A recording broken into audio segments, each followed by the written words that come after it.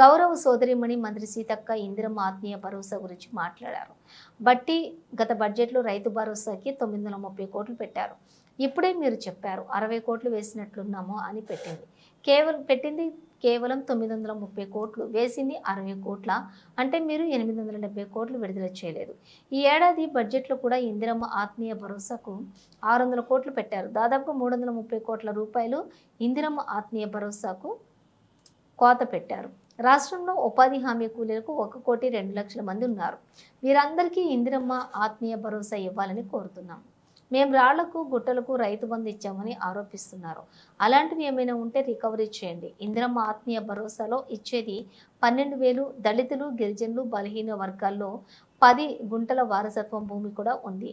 వాళ్లకు రైతు భరోసా వచ్చేది 3,000 అయితే వారు ఇందిరమ్మ ఆత్మీయ భరోసా 12,000 నష్టపోతున్నారు కదా. అందుకే అధ్యక్ష, ఎకరంలోపు భూమి ఉన్న ఉపాధి కూలీలకు కూడా ఇందిరమ్మ ఆత్మీయ భరోసా ఇచ్చి ఎస్సీ, ఎస్టీ, బీసీ వర్గాల పేదలకు న్యాయం చేయాలని మీ ద్వారా ప్రభుత్వాన్ని కోరుతున్నాం.